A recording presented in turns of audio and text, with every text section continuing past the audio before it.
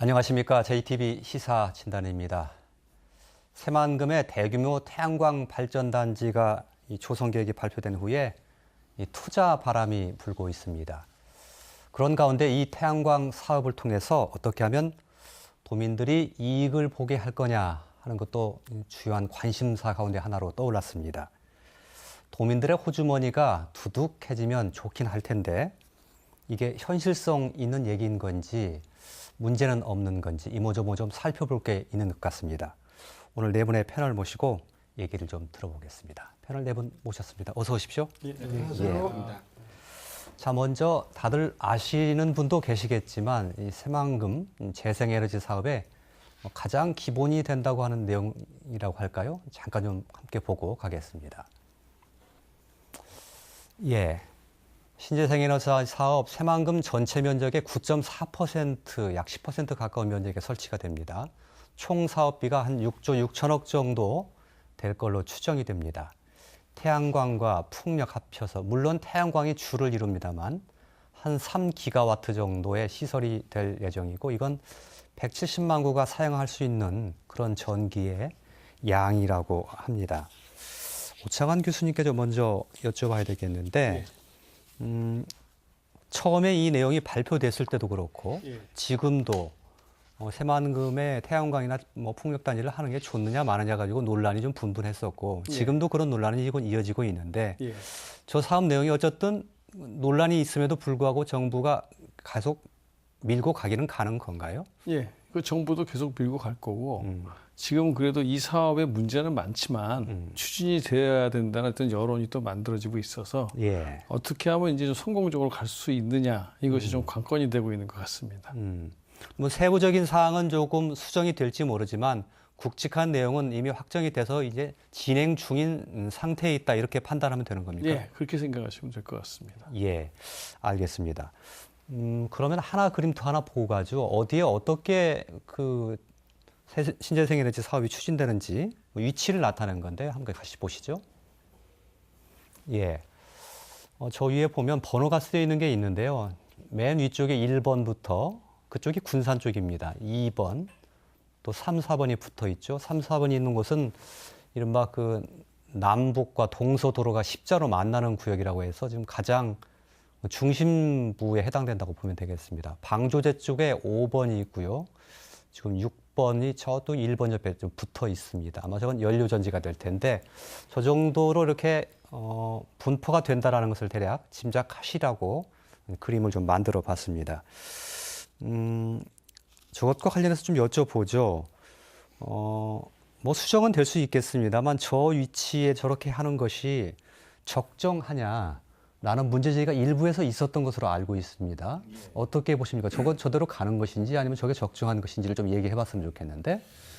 지금 재생에너지 사업 계획이 새만금에서 발표가 된 거는 그동안 매립 사업만 하던 거에 비하면 훨씬 진일보한 것이지만 현재 이제 새만금 사업의 내부 그 개발에 관련된 문제와 안 엮일 수가 없는 거죠. 왜냐하면 새만금의 재생에너지 사업을 하기 때문에 특히 내년에 그 해수유통을 할 것인지 아니면 계속 그 담수화를 추진할 것인지를 내년에 결정하도록 되어 있기 때문에 만약에 내년에 해수유통을 하게 되면 해수유통의 양상에 따라서 아까 이제 부지에 보셨습니다마는 아까와 같은 여기 보시면 지금 1번은 육상태양광입니다. 근데 2번, 3번, 4번은 지금 수상태양광이거든요. 그럼 여기에서 해수유통을 하게 되면 실제로 수위의 높이, 그다음에 거기에 따른 어떤 땅의 어떤 깊이 있죠. 수면 아래의 땅의 깊이 이런 것들 때문에 이 다 영향을 받게 돼 있습니다.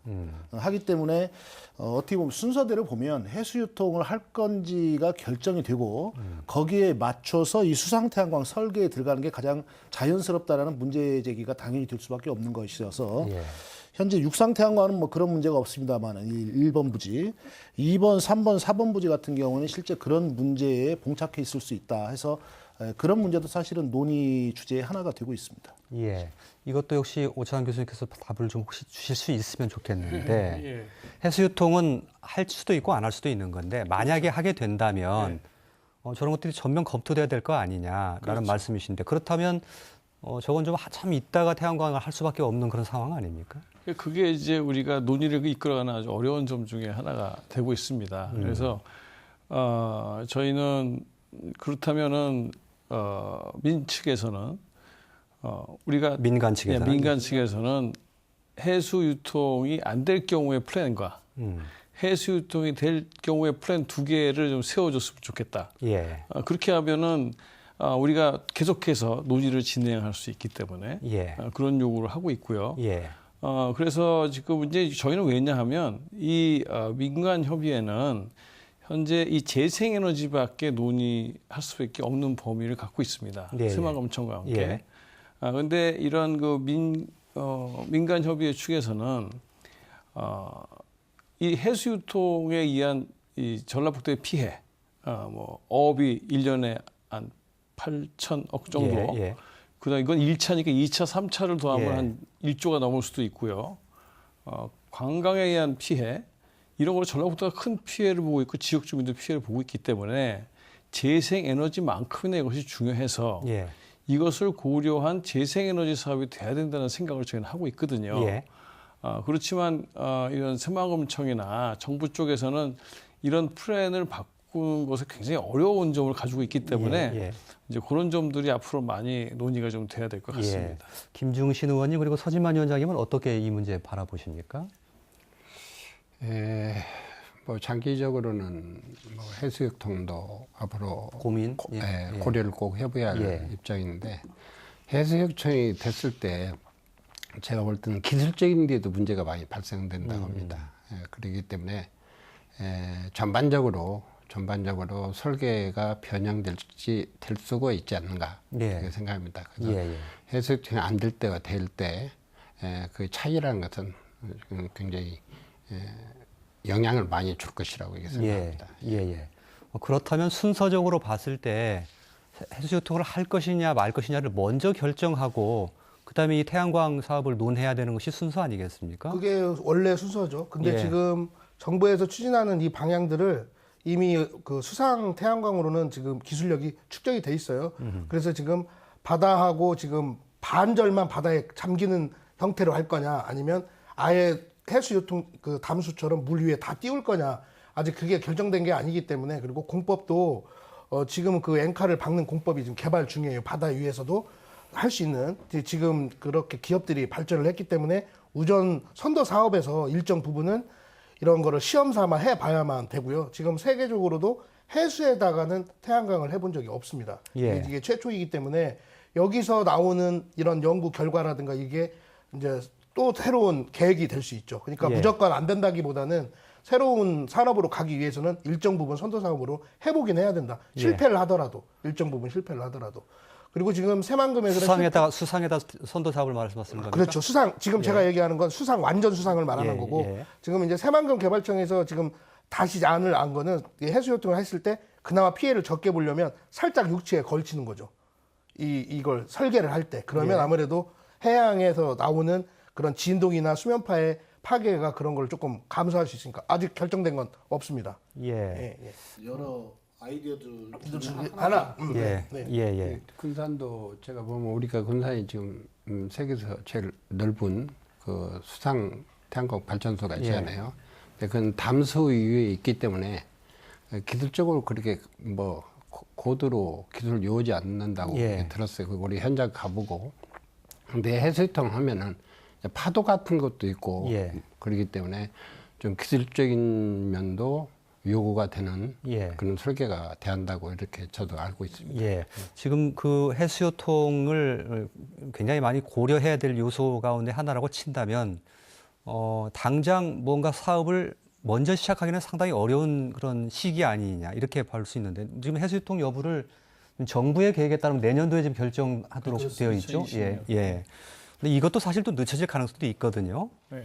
그런데 이제 아까 도표를 다시 보시면 아시겠지만 지금 1번은 전체 2.4 기가와트 중에 그러니까 2,400메가와트 중에 이제 300메가와트.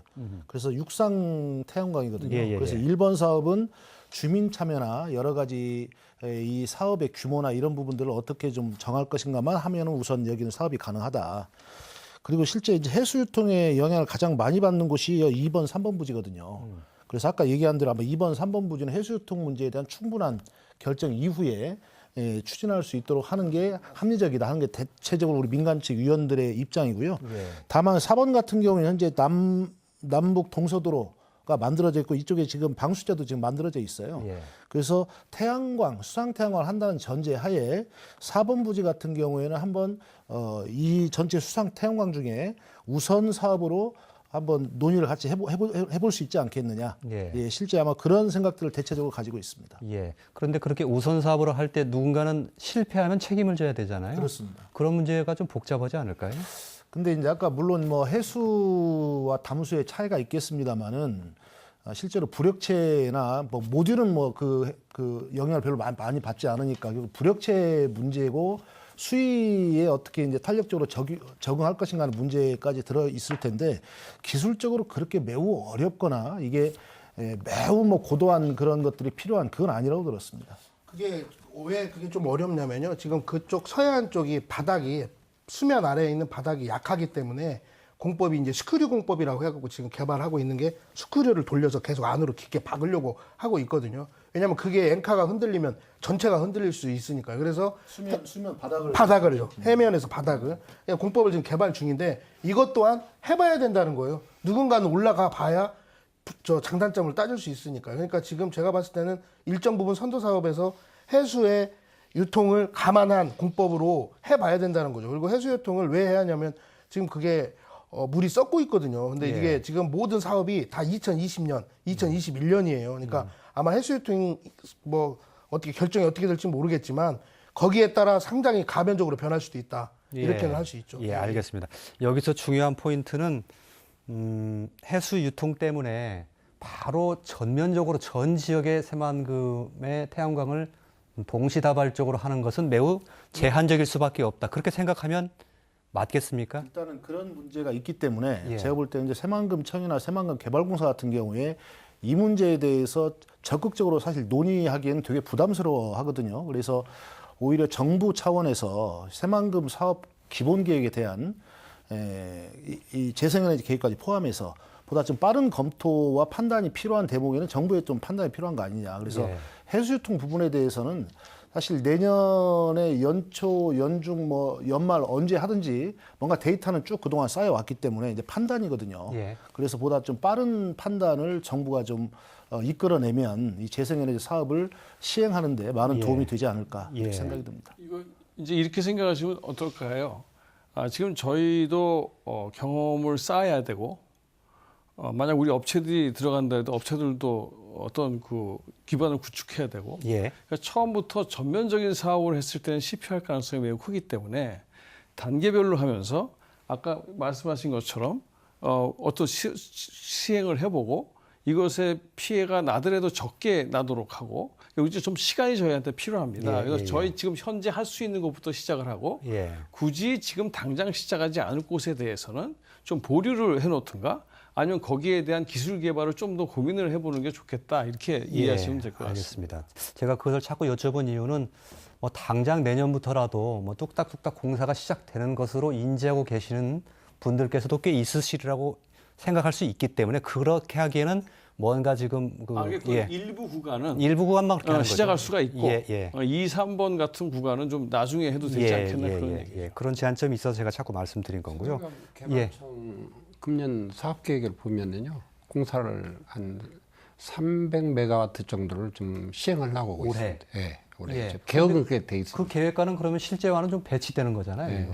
뭐 계획은 약간 좀 그렇다면 그건 뭐 실제와는 맞지 않는 계획이라고 봐야 되겠네요. 원래는 이제 새만금 개발공사가 육상태양광 1번 부지 300메가를 선도 사업으로 하고 그다음에 2번 부지의 원래 남측 부분 거기에 이제 한수원이 개통연계 사업과 연계해서 선도 사업을 이렇게 하는 걸로 해서 전체 3기가와트 중에 2.4기가와트에 대한 계획은 세워졌었지만 구체적으로 들어가 보니까 이제 이런 문제들이 있더라 하기 때문에 이렇게 되면 그 모든 사업이 한꺼번에 동시에 진행되는 게 아니기 때문에 아까 이제 말씀드린 대로 예를 들면 육상태양광 1번 300메가 그 다음에 이쪽 예를 들어 4번 부지를 얘기하면 원래 지금 500메가를 예정하고 있거든요. 그러면 300메가와 수상태양광 500메가 합이 이제 800메가죠. 우선 여기를 먼저 시행한다고 하면 이 두 가지 문제에 대해서 어떤 식으로 주민 참여를 할 것인지 이렇게 하고 나중에 또 2, 3번 부지를 논의한다든가 이렇게 좀 순차적인 접근법이 필요하기 때문에 조금은 더 아까 말씀드린 이제 그 해수유통 문제에 대해서 정부의 빠른 판단 그리고 1번 부지에 대한 선도 사업 그다음에 4번 부지에 대한 시범적 선도 사업. 알겠습니다. 하지만 여기에 대한 주민 참여 방안까지 같이 그러니까 논의해야 되지 않을까. 저는 이런 거를 그 대안으로 제시하고 싶어요. 1번 육상 그 메가와트를 하는 기업에게 100메가와트를 준다 그러면 이쪽 선도 사업 하는 데에는 뭐 30메가, 30메가를 무조건 책임지고 개발을 해봐야 된다. 그래서 그걸 수상용으로 하든 뭐 아니면 뭐 다른 방법을 하든 알겠습니다. 이렇게 그 하는 게 나을 것 같아요. 알겠습니다. 제가 알기로는 일본은 지금 일본 지역은 이제 군산시에서 주민 참여형 지금 태양력 발전소를 좀 할 계획이거든요. 희망사항 아닙니까? 근데 이제 지금 희망사항인데 거의 그 지금 계획은 다 세우고 있어요. 하고 내년 초에 회사 설립해갖고 주식회사 설립해갖고 하는데 일본 예고 올해 지금 저 새만금 개발청의 사업 계획에는 4번에 수상 4번 태양광 발전소를 설립하려고 준비하고 있다. 각 기관이 각자 다 계획을 세우고 있는데요. 다 희망사항이고요. 중요한 건 지금 그동안에는 정부가 일방적으로 사실은 새만금 어떻게 보면 도민 공유지를 그냥 사업을 해온 거예요. 근데 이번에 재생에너지 사업은 이제 민관이 협의해서 하겠다 하고 그 협의도 이제 합의제를 우선으로 하기 때문에 그 모든 희망사항들이 민관 협의에서 논의돼야 됩니다. 그러니까 아직 결정된 상황 없다 이렇게 말씀드립니다. 알겠습니다. 군산시가 먼저 좀 좋은 위치를 좀 차지하려고 하는 것 같은데. 왜냐하면 일본이요. 이게 군산공항하고 가장 가깝거든요. 그 군산 시내하고 내륙도하고 굉장히 가깝기 때문에 일본 지역을 군산시에서 좀 세밀한 계획을 세우고 알겠습니다. 있습니다. 근데 이제 그거는 이제 내부적인 혹시 그 갈등이나 혹시 이런 것이 일어날 요소도 있기 때문에 조심스럽게 지금 접근해야 된다는 말씀을 아마 해주신 것 같고 한 가지 더 아까 그 그림 파일 좀 잠깐 보여주셨으면 좋겠는데 1번, 2번, 3번 뭐 이렇게 숫자가 쓰여 있습니다만 지금 그 뭐 3번, 4번이 만나는 위치 정도가 지금 제일 중심부에 해당되는 거 아니겠습니까? 반대하는 좀 의견 중에 저렇게 중심부에다가 태양광을 하는 게 좋으냐라는 의견도 있거든요. 그건 변화가 없는 거니까 아마 약간의 수정 여진이 있는 겁니까? 저건 어떻게 바라보는 게 좋습니까, 오 교수님? 지금 뭐 3번이 중심이기 때문에 문제가 있다라는 의견은 그렇게 많지는 않은 걸로 알고 있고요. 저 지역은 왜냐하면 나중에 수산자원을 복원한다든지 아니면 관광업을 개발한다든지 그 지역이 굉장히 중요한 지역이 될 수 있기 때문에 그러니까 이 지역은 재생에너지, 관광업이 세계가 최적화될 수 있는 곳으로 가야 된다. 근데 지금 저희가 자꾸 저런 곳에 집착하게 되는 이유는 예를 들어서 지금 농토로 개발돼서 앞으로 수십 년간 사용되지도 않을 땅들에 대해서 손도 될 수 없다는 겁니다. 예를 들어서 지금 텅 빈 땅들이 굉장히 많고 앞으로 사용하지 않을 때도 많은데 이런 것들은 전라북도나 새만금 쪽은 손도 대지 마라 하니까 자꾸 우리가 논란이 되는 쪽으로 가져가는 경향도 있을 수 있고요. 따라서 만약에 이런 전라북도 지금 새만금 쪽에 개발된 많은 땅들을 자유롭게 우리가 선택할 수 있게 되면 제 생각은 사실은 지금 현재 하고 있는 것 이외의 사업도 가능해지고 굉장히 활발해질 수도 있고 우리의 부지 선택도 굉장히 편안해질 수 있다. 그런 교수님이 자꾸 이렇게 너무 광범위하게 얘기하시는데 그게 아니고 3, 4번에 했던 가장 큰 이유는 저기에 스마트팜 같이 조성하려고 했습니다. 스마트팜을 같이 조성을 해서 스마트팜에 가장 필요한 게 전기거든요. 그래서 100메가와트당 어느 정도의 이게 있으면 중간에 있어야 되는 이유는 또 왜 그러냐면 유통까지 다 책임져 주거든요. 스마트팜을 하면 나라에서. 그렇기 때문에 도로하고 인접을 해야 되고요. 그러니까 지금 개발을 뭐 100메가와트당 20만 뭐 이렇게 평방미터를 개발한다. 이런 약간 세부 계획들이 있어요. 그러니까 스마트팜 개발을 하긴 해야 되니 이 여기서 나오는 수익금으로 어느 정도 이게 보전을 해야 하니 이 나오는 수익금으로는 이 스마트팜을 운영을 해봐요. 바로 수익이 나오는 게 아니기 때문에. 그래서 3, 4번이 알겠습니다. 알겠습니다. 제가 이제 저 3, 4번에 관한 의견을 좀 여쭤본 것은 제 의견이 아니고 매립을 희망하시는 분들께서는 저게 상당히 노른자 땅이기 때문에 매립을 해서 써먹어야지 저렇게 하는 것이 옳지 않다라는 의견을 가지신 분들이 있다는 것을 제가 말씀드리기 위해서 제가 그렇게 말씀드린 것이고요. 자, 이렇게 새만금 지역에 태양광, 대규모 태양광을 하는데 여러 가지 형태의 유형에 따라서 사업을 좀 분류를 해볼 수 있다고 합니다. 그 내용도 함께 좀 보시겠습니다.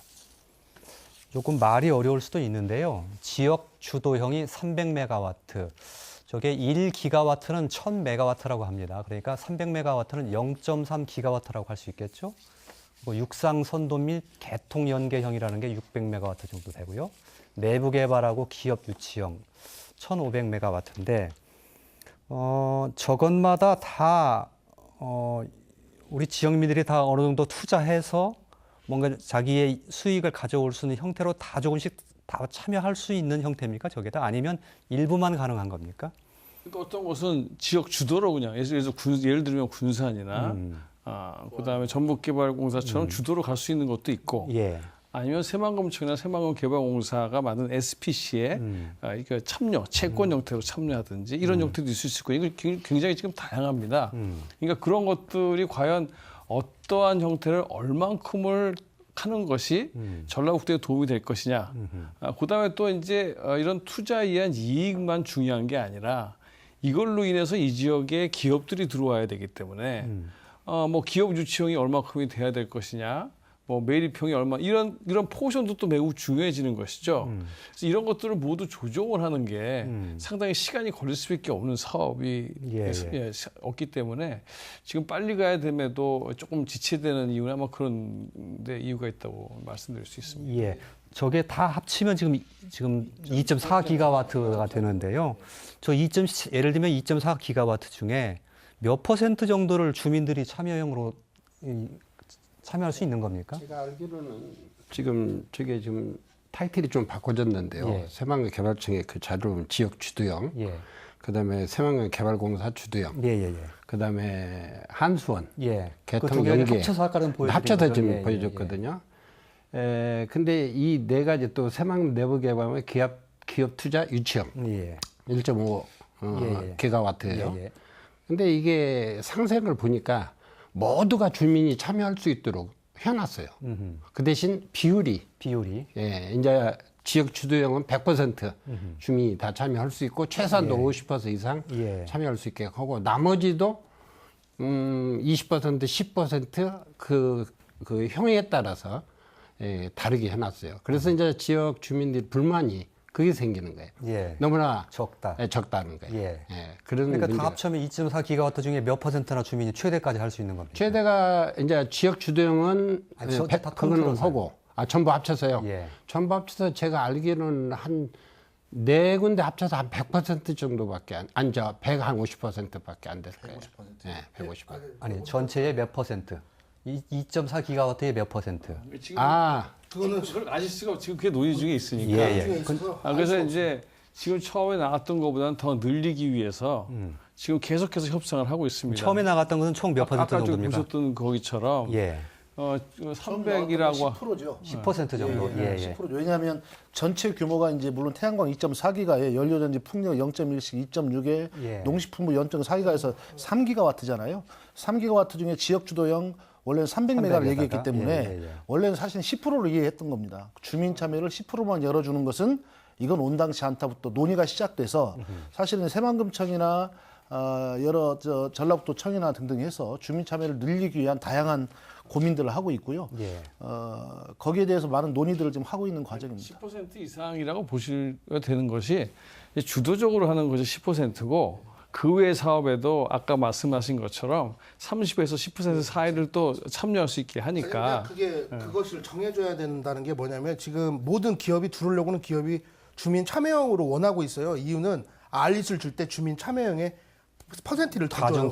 가중치를 더 주게 돼 있기 때문에 주민 참여형을 다 원해요. 단지 퍼센테이지를 20%를 한정을 할 건지 밑으로는 안 된든지 아니면 50%가 맥시멈이든지 내부 개발은 지역은 뭐 80%를 잡더라도 이런 세부 사항이 아직 결정된 게 없습니다. 이게 주민 참여형, 주민 주도형이 좀 혼란스러우실 수가 있는데 대부분은 주민이 참여를 해야 이익이 많이 나기 때문에 주민을 되도록이면 참여시키도록 돼 있습니다. 예. 최소 4% 이상을. 예, 예. 이제 그런 것이 그 주민 주도형이라고 하면 이제 지역에서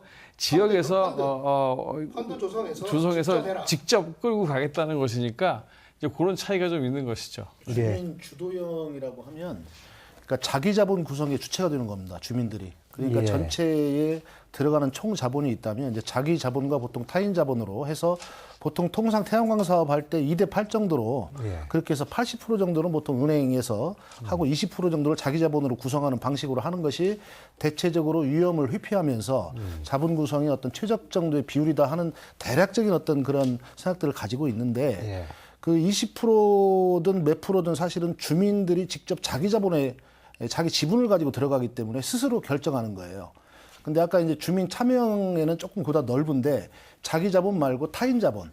그러니까 타인 자본의 채권 형식으로 들어가는 겁니다. 일정한 수익률을 가지고. 예. 근데 이제 그렇게 됐을 경우에 타인 자본의 주민이 채권형으로 들어갈 경우에는 실제로 30% 이상은 곤란하다. 예. 왜냐하면 그 이상 주민 참여를 늘리면 예. 자기 자본으로 사업을 하는 쪽의 수익이 줄어들기 때문에 사업 전체의 수익성이 너무 떨어진다. 뭐 이런 정도 얘기를 하고 있어서 대략 채권형의 타인 자본 참여 형식의 주민 참여는 아마 전체 총 자본의 한 30% 정도가 아마 맥시멈이 되지 않을까. 그래서 전체 사업별로. 그리고 아까 이제 주민 주도형 같은 경우에는 주민들이 직접 돈을 내서 내 자본의 크기를 스스로 구성하면 되는 거기 때문에 다만 주민들로 100% 구성할 수는 없어요. 예. 왜냐하면 사업자나 발전사도 들어와 있기 때문에 주민 주도형 같은 경우에는 그래도 80% 이상 뭐 90%까지도 주민들의 자본으로 자기 자본 구성이 가능한 거 아니냐. 예, 뭐 이런 정도 알겠습니다. 보시면 될 것 같습니다. 예, 김 의원님 말씀 듣기 전에 제가 좀 한 말씀 드리고 가죠. 결국 이제 어떻게 하면 주민들이 참여할 수 있는 비율을 늘리냐 이것이 중요한데 그렇게 참여하는 방안도 좀 크게 두 가지로 제시를 해주셨습니다. 하나는 일단 지분 형태로 참여하는 것이고 하나는 채권 형태로 사서 투자하는 그런 방식인데 저희가 좀 쉽게 얘기하기 위해서 좀 그것도 그림을 좀 준비했거든요. 그거 듣고 나서 좀 말씀 기회를 드리겠습니다. 예. 예, 협동조합 같은 예를 들어서 지분 투자형의 이제 장단점을 꼽은 건데요. 예를 들면 뭐 주식을 사는 것과 같습니다. 지분으로 들어가는 거죠. 상대적으로 다른 뭐 채권형에 비해서 고수익은 가능한데 그만큼 책임을 져야 된다는 위험성이 좀 뒤따르는 거고요. 이게 대출금의 원리금을 상환한 후에 배당을 받기 때문에 나중에 투자를 한 후에 상당 기간이 원리금을 다 갚은 후에 수익을 받게 되는 그런 수익 발생 지연의 문제가 생길 수 있고 또 다수의 지분 투자가 생기면 의사결정을 신속히 하기가 어렵다는 등 뭐 이런 그 문제점이 발생할 수도 있다라는 것이고요. 다음 거 하나 더 보겠습니다. 이건 채권 투자 방식의 하나의 사례를 들어놓은 건데요. 다르게 되지는 않고 꼭 그렇게 된다는 뜻이 아니고 하나 예를 들어본 겁니다. 만약에 채권을 발행했는데 그게 7% 확정금리 이자를 주는 형태라고 한다면 최대로 15구자까지 가입을 했었을 경우에 1,500만 원을 투자할 수 있게 되는 거고 이렇게 하면은 7%를 적용했을 때 1년에 한 105만 원 정도의 수익을 올릴 수 있게 되는 것이다. 이건 가정의 상태입니다. 이렇게 설명을 할 수 있는 건데 조금 전에 말씀하셨던 지분 투자는 우리 권태우 위원장께서 주민 주도형이라고 말씀하신 거고 채권 투자는 주민 참여형이라고 이제 말씀을 해주셨습니다. 김중신 의원께 말씀 기회 드리겠습니다. 예. 지분 예.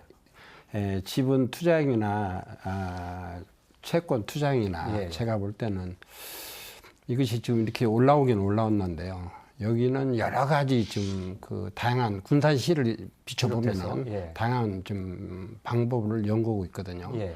쉽게 해서 연금 형태로도 좀 생각도 하고, 예. 아까 이제 수익률에 대해서 7% 이익금을 주는 방향도 생각하고 여러 가지인데 지금 이게 제가 볼 때는 군산의 입장은 이걸 아직 고려를 않고 있어요. 군산시의 입장에는. 그래서 제가 이제 그게 대해서 구체적인 말씀을 드리기는 좀 어렵지만은 하여튼 군산시의 입장에는 아까 했던 대로 그 지분 투자형이나 뭐 지분 참여형 채권 투자형이나 이것도 아까 했던 대로 연금형도 좀 고려를 해요. 그래서 지금 우리 서 과장께서 우리 군산시 여기 담당 과장께서 지금 여러 방면으로 지금 연구하고 있거든요. 그래서 그렇다는 걸 말씀드리겠습니다. 예. 뭐 군산시에서 먼저 이제 차고 나가면서 이런 걸 좀 연구를 하고 있는데 군산시뿐만 아니라 예를 들면 뭐 전주시라든지 익산시 같은 곳에서 우리도 뭔가 뭐 주식회사 형태를 만들어서 저게 참여하겠다라고 하면 그것도 막을 방법은 없는 거 아니겠습니까? 이제 전체적으로 민관 협의회에 의해서 민과 관 측에 이제 그러니까 이익을 어떻게 배분하는 게 지역에 가장 유리할 것인가 여러 가지 면에서 예. 뭐 경제적인 면도 있지만 사회적인 면도 있을 때 그렇지 않습니까? 지역과 지역 간에 이런 면도 있기 때문에 굉장히 복잡합니다. 일단은 채권 방식은 돈 있는 사람은 참여할 수 있어요. 예. 근데 없는 사람은 채권을 못 사잖아요. 하여튼 이런 문제가 또 하나 있고요. 그다음에 최근에 확인한 바에 따르면 채권 방식은 지역 제한은 가능하다고 합니다.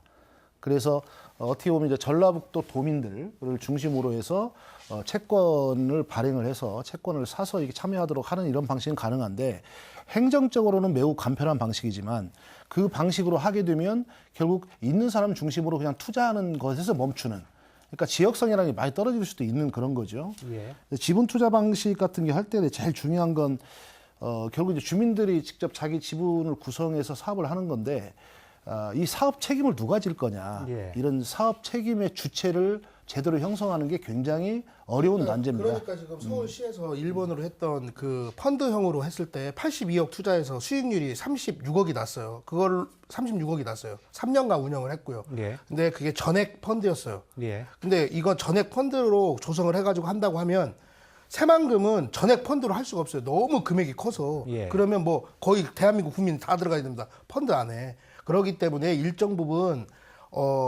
그 기업들에게 재활할부를 주고 거기서 나오는 수익의 몇 %를 이 지역에 환원할 수 있는 방법들을 찾아야만 이 새만금 사업이 빨리 안정화가 된다. 100메가와트당 평균 연평균 이 수익률이 300억이에요. 그러면 예를 들어서 주민 주도용이면 80%는 주민을 위해서 쓰고 50%다. 그러면 그거는 다른 용도에 쓰고 이렇게 가드라인이 정확하게 돼야 된다는 거예요. 잘못하면 그냥 기업 배불리는 사업으로 전환될 수 있다. 그러니까 100메가와트당 그 매출액이 연 한 300억 정도 됩니다. 순이익이. 100메가와트면 대략 수상태양광 기준으로 2천억 정도 투자비가 들어갑니다. 네. 그러면은 한 12% 잡는다 하더라도 예를 들어 한 240억 정도 될 거예요. 예. 20년 평균입니다. 네, 평균. 예. 근데 이제 그건 뭐냐면 투자금이 소모된다는 전제예요. 그러니까 투자금 원금을 회수하려면 적어도 한 6, 7년 정도의 시간이 들기 때문에 그냥 투자를 했는데 채권은 투자하면 이자처럼 받는 거잖아요. 원금은 살아있고. 근데 이제 지분 투자 방식은 원금이 소모되기 때문에 실제 전체 20년 동안 그 수익이 모든 수익이 아니에요. 그 원금의 회수를 빼게 되면 예. 실제 채권 방식보다 약간 높은 수준일 수 있다. 예. 이런 정도로 예상하시면 됩니다. 낮을 수도 있고. 예, 근데 예. 이제 그거는 이렇게 생각하시면 돼요. 서울에서는 4.18% 수익을 났어요. 그때 어떻게 했냐면 원리금을 뺐어요. 일정 부분. 돌려줘야 되는 돈이고. 네, 그렇게. 그러니까 그래서 100메가당 그 300억씩 이익이 난다 이렇게 얘기하면 혼동될 수 있기 때문에 제가 아니 그러니까 말씀드리는 이제 순이익이 그 정도 되니 예를 들은 거예요. 이 돈의 일정 부분은 지역 참여형으로 했을 때는 어떻게 하고 내부 개발을 도와줄 때는 어떻게 하고 하는 가드라인이 정해져요. 아니 딱 300억이 낼 수가 없죠. 태양이 며칠에 뜨고 할 수가 없는데 그러니까 아니, 그런 문제도 있고 서울 펀드형으로 대비를 해보면 3년 운영해서 순이익이 32억이 났으니 36억이 났으니 아니, 그 문제가 육상인지 수상인지 그다음에 수상이 조금 더 높습니다. 규모에 따라서도 REC가 매우 다르기 때문에 100메가와트당 300억이 난다고 여기서 확정적으로 말씀하시면 위험해요. 아니 위원장님 그러니까 제가 얘기하는 건 뭐냐면 확정적으로 말한다는 게 아니고 육상이 훨씬 더 떨어집니다. 근데 지금 제가 이건 육상으로 얘기하는 거고 만약에 수상으로 했으면 더 금액은 올라가겠죠. 그러니까 네, 맞아요. 지금 이제 저거 좀 잠깐 껴들고 싶은 게 지금 잘못하면 수익이 너무 과대평가될 수 있어서 이 투기 붐이 조성될 수 있다는 아마 그런 의미를 하신 걸 거예요. 그러니까 왜냐하면 계산을 잘 해봐야 되는데 계산을 잘 안 하면 굉장히 많은 이익이 뭐 10% 이상 막 이런 얘기들이 막 도는데 사실 그거 불가능하거든요. 예. 그래서 이런 계산을 할 때는 정말 정확히들 해보셔야지 된다라는 말씀을 아마 하시는 것 같고 하여튼 근데 지금 우리가 굉장히 또 중요한 포인트는 이겁니다. 지금은 이제 여기서 나는 이익을 주민들의 호주머니로 돌려주는데 지금 우리는 집중하고 있지만 사실은 이렇게 됐을 때는 어떤 지역만 받는다든지 어떤 투자를 할 수 있는 사람한테만 이익이 돌아간다든지 예. 아니면 피해받은 지역 주변 위주가 된다든지 예. 벗어날 수가 없죠. 예, 예. 그렇기 때문에 똑같지는 않지만 전라북도 전체도 어떻게 고려할 것이냐. 예, 예. 뭐 그런 것들은 이 지역의 산업을 만들어서 산업에 의한 효과로 전라북도가 도움이 된다든가. 예. 그다음에 이 지역에 뭐 공공적으로 뭐 쓸 수 있는 게 뭐 거기다 투자를 한다든가. 예. 사실 이런 것도 같이 고려가 돼야 되는데 예. 지금은 어떻게 하다 보니까 이 투자에 의한 우리 전북도민은 호주머니에 돈을 넣어주는 거에 너무 집중을 해서 커다란 그림을 그리는 것. 전라북도와 이런 재생에너지 사업을 중심으로 해서 산업체를 어떻게 만들어갈 것이냐. 이러한 이익을 전라북도가 어떻게 나눠 가질 수 있을 것이냐에 대한 것이 너무 수면 밑에 내려가 있습니다. 예. 그래서 이제 그런 것들도 사실은 함께 논의가 돼야 된다. 예, 예. 그래서 이런 것들은 뭐 돈 많은 사람이 무조건 돈 많이 내서 가져갈 수도 없죠. 왜냐하면 투자와 한도가 있을 겁니다. 왜냐하면 예. 많은 사람이 하려면 뭐 마음껏 투자할 수 있게는 못할 것이고요. 그러니까 이러한 것들도 좀 다 알고 계셔야 될 것 같아요. 그러니까 전라북도민들이 최대한 공평하게 나눠 갖기 위해서는 많은 어떤 제한 요소가 있을 수 있을 것이고, 예. 그다음에 이런 것들은 이런 것 외에도 우리가 생각해야 될 것이 여러 가지가 있다. 예. 이런 것도 전라북도민들이 좀 생각해 주시면 좋을 것 같아요. 산업이나 오히려 일자리나 이런 부분들이 장기적으로 사실 도민들과 주민들에게 돌아갈 수 있도록 예. 이 재생에너지 사업이 연관되지 않으면 사실 발전 사업만 가지고는 알겠습니다. 발전 사업만 예, 예. 가지고는 그 수익률 한계가 뚜렷하다. 아니 그러니까 그게 발전사의 수익력을 위해서가 잘못되면 그렇게 될 수가 있다는 거예요.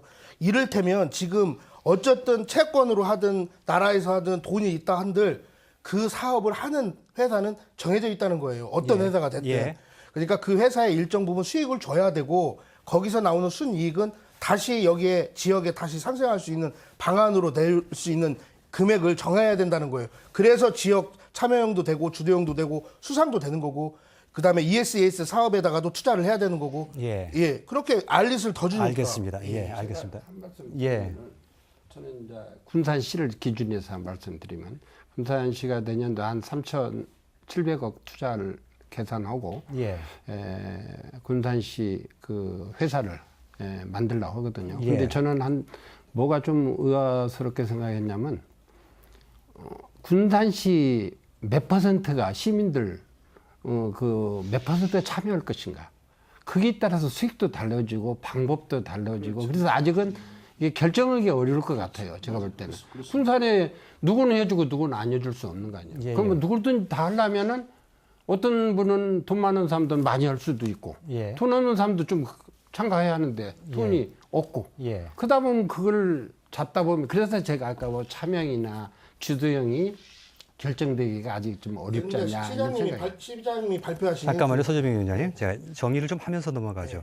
그러니까 지금 도민한테 이제 이익이 가는 방안을 어떻게 하면 극대화시킬 것이냐 하는 방안에 대해서 얘기를 하고 있는데 하나는 도민이 뭐 채권형이 됐든 지분형이 됐든 직접적으로 참여하는 방법이 있는 것이고요. 또 하나는 이 지역의 이 새만금 태양광을 계기로 삼아서 뭔가 이 산업을 크게 육성해서 이게 간접적으로 파생 효과가 생기게 만드는 그 두 가지 방법이 있는 건데 이제 그 파생 효과가 생기는 그 두 번째 방법에 대해서 먼저 얘기를 하자면 이건 굉장히 바람직한 방향일 수 있지만 자칫 기업들의 이익만 채워주는 그런 사업이 될 수도 있다. 나는 우리의 시각도 좀 전에 말씀을 하신 바가 있어서 그 부분의 얘기를 좀 먼저 들어보겠습니다. 그 부분은 현재 사업 규모가 이제 여기서 뭐 100메가, 300메가 하니까 뭐 굉장히 쉽게 들립니다만은 1메가와트만 하더라도 4,000평 투자비 20억이 필요한 대규모 사업이에요.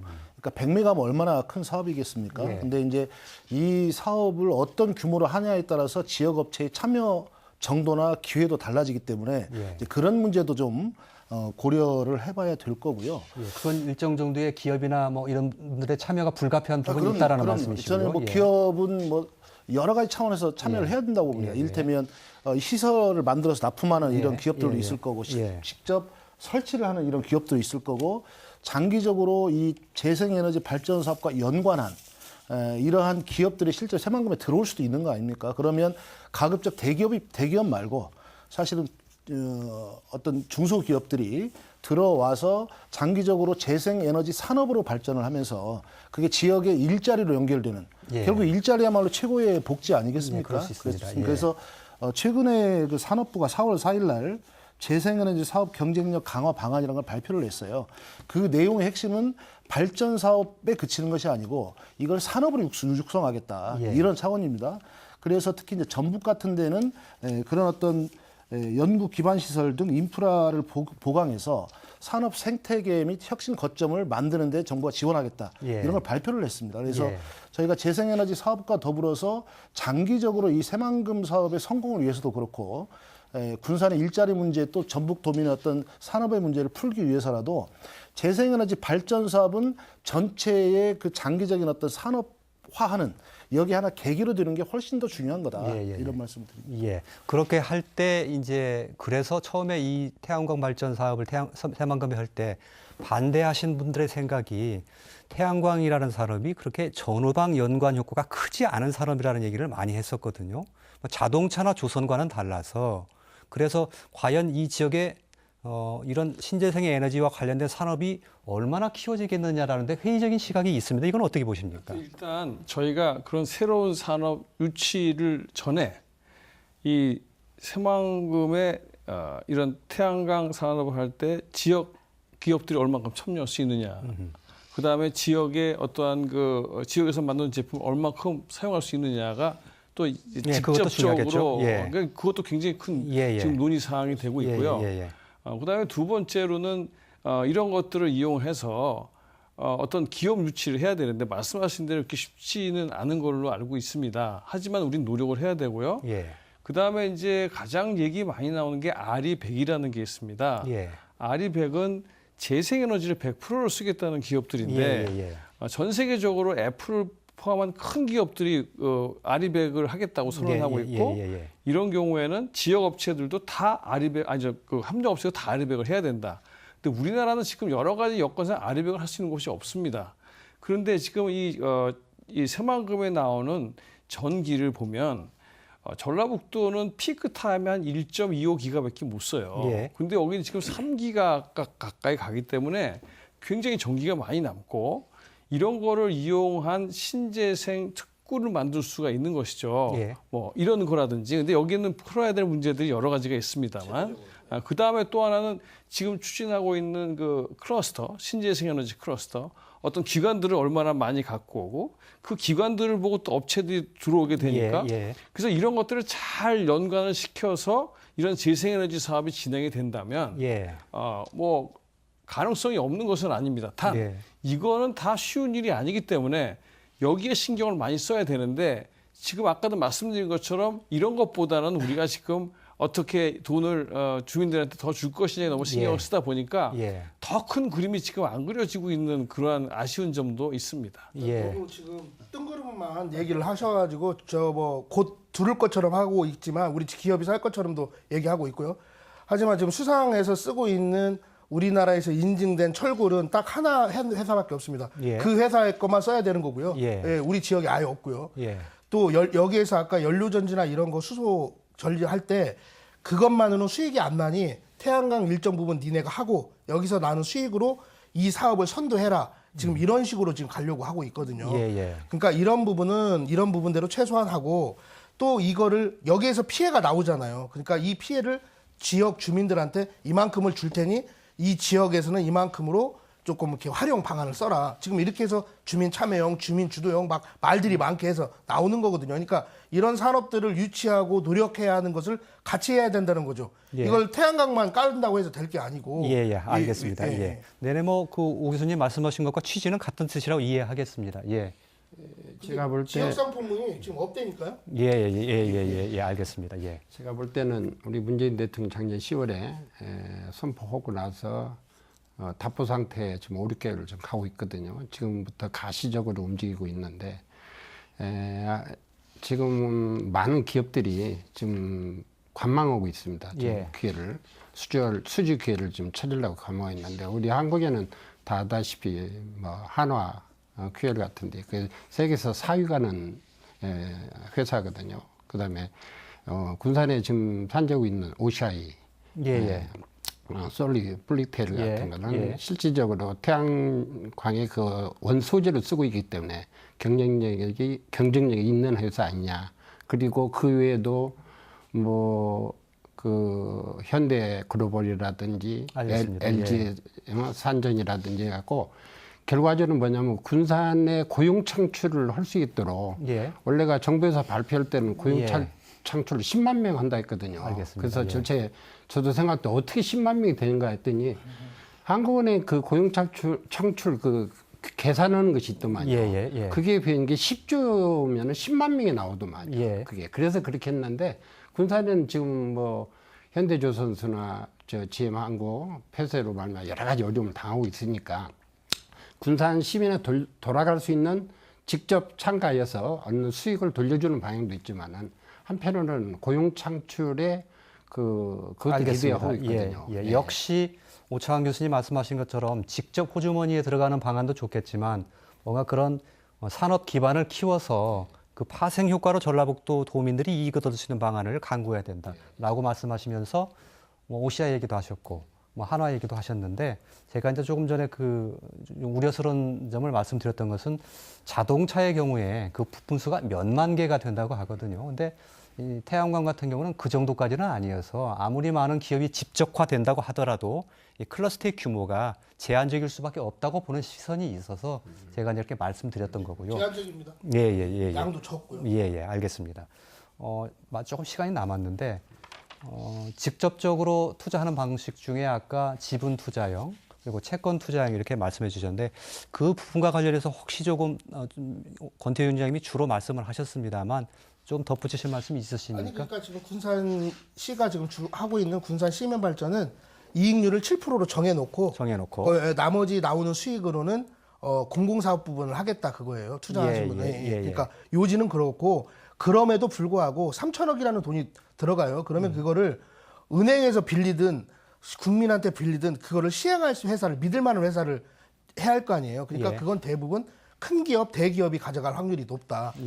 그거를 어떻게 이 지역에 안착시키냐, 이 안착시키는 방법, 그 다음에 새로운 산업으로 빨리 바꿔서 그 산업으로 나올 수 있는 방법, 이런 것까지 생각하지 않는 재생에너지 사업은 별로 그렇게 큰 효과가 없다. 그냥 알겠습니다.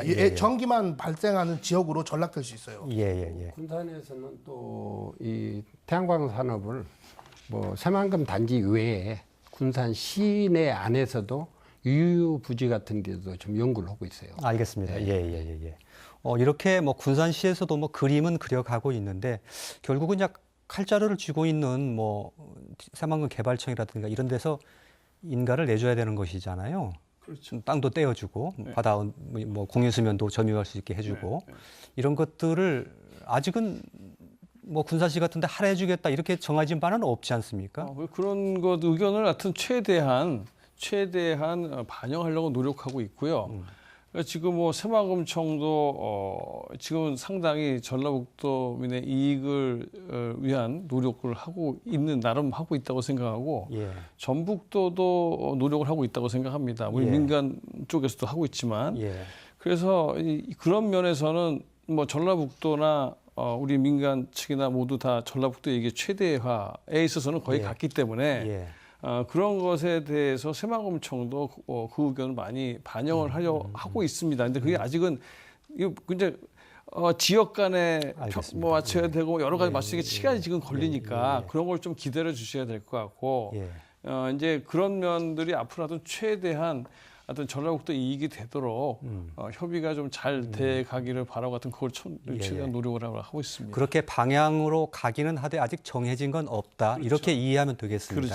그렇게 이해하면서 한 가지 분명히 좀 짚어봐야 될 게 민간협의회에서도 주의보를 내렸던데 지금 뭐 그 인근에 있는 군산에서도 그렇고 뭐 김제 부안 쪽에서 뭐 출자금 대세요. 우리가 투자하겠습니다. 이런 것들이 굉장히 많다는데 잠깐 짤막하게 한번 들어보세요. 실제로 그렇습니까? 지금 상당히 많고요. 프랜카드 붙어있는 양으로만 봐도 어마어마합니다. 알겠습니다. 이런 것들에 대해서 좀 주의사항 한마디 좀 부탁드려야 될 것 같은데. 지금 결정된 바가 없기 때문에 협동조합이 구성됐다고 해서 참여한다는 보장이 있지도 않고요. 그다음에 타 지역 사례를 보면 이익을 과대손전하는 건가? 아니면 결정된 바 없는 것을 결정된 것처럼 얘기해서 많은 피해를 본 사례들이 있습니다. 그렇기 때문에 뭔가 결정이 되기 전까지는 이런 걸 조심하시지 않으면 피해자가 될 수 있다. 그런데 지금 너무 이게 이 지역에서 많은 이익을 받을 수 있을 것 같다는 이러한 그 분위기가 너무 많이 퍼져 있다 보니까 그런 피해를 볼 가능성도 같이 높아지고 있어서 그런 피해를 보시지 않았으면 좋겠다는 의미에서 그런 그 말씀을 드리게 된 겁니다. 알겠습니다. 혹시 그 부분 쪽에 관심이 있으신 분이라면 조금 주의해서 좀 들었으면 하는 그런 바람 가지고 있습니다. 좀 정리를 할 시간이 됐는데요.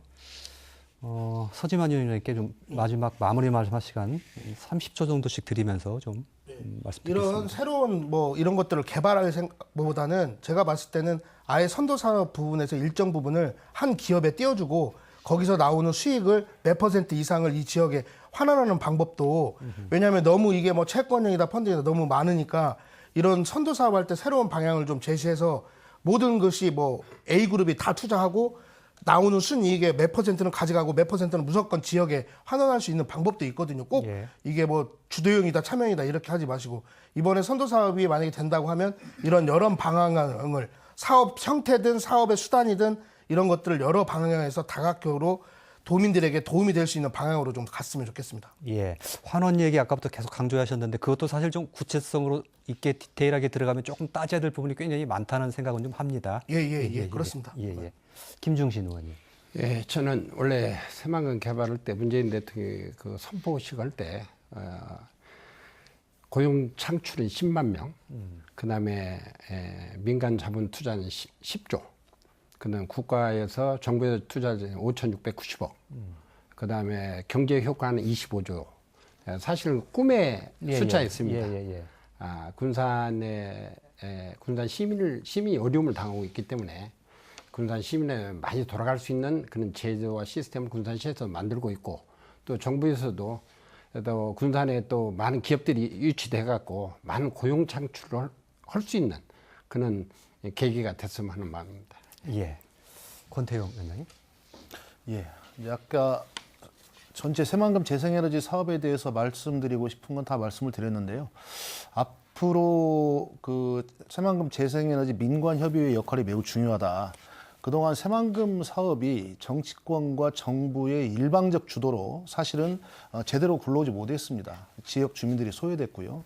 그런 면에서 민관협의회에 전라북도나 새만금청에서 충분한 정보를 제공하고 허심탄회하게 토론하는 게 제대로 성공하는 사업의 지름길이 될 거다. 그리고 주민들께서도 결국 이 민관협의회의 역할과 그 결정 이런 부분들을 기준으로 해서 이 새만금 재생에너지 사업에 대한 정보를 가져가시는 게 정확할 것 같다는 당부 말씀드립니다. 예, 민관협의회의 좀 당부사항도 같이 섞여 있어서 오창 교수님 그것까지 답변 겸해서 말씀하셔야 될 것 같네요. 예. 뭐 이 민간협의회에서 많은 의견을 수렴해야 되고 전라북도의 이익을 최대화하기 위해서는 사실 시간이 필요합니다. 처음에 제대로 시작해야 그게 더 빨리 가는 길이기 때문에 정부나 전라북도민들도 같이 좀 인내심을 가지고 같이 가주셨으면 참 좋겠고요. 두 번째로는 이런 재생에너지 사업의 투자 이익을 떠나서 재생에너지 산업은 전라북도가 어떻게 잘 살 수 있을까? 쉽지 않은 방안이지만 거기에 대해서도 많은 시간을 우리가 써야 되지 않겠는가 이런 생각을 합니다. 그리고 마지막으로는 이 수산업이나 관광업도 재생에너지만큼이나 큰 이익을 줄 수 있는 것이기 때문에 이것들이 서로 부딪히지 않도록 서로 최대 이익을 가질 수 있도록 또 이거 고려하는 이러한 점도 우리가 생각해야 되지 않겠나 이렇게 생각을 합니다. 예, 알겠습니다. 거의 뭐 30년을 끌고 왔던 이 새만금 사업에서 이제 뭔가 한다니까 특히 요즘에 인기가 있다는 뭐 태양광 한다고 하니까 혹시 뭔가 떨어지지 않을까 혹시 관심이 많으신 분들 뭐 인지상정이라고 생각합니다. 그러나 기대만큼 아직 확정된 것이 이렇게 많지는 않다는 점 분명히 유의해 주시고 고민해야 될 점도 상당히 많으니까 좀 충분히 주의를 해가면서 관심을 가져주시라는 말씀드리고 전라북도에 이익이 되는 방향으로 가겠다는 오창환 교수님의 말씀을 충분히 좀 이해를 하셨으면 좋겠다 싶은 생각을 합니다. 자, 오늘 네 분의 말씀 잘 들었고요. 다음 시간에 뵙겠습니다. 고맙습니다.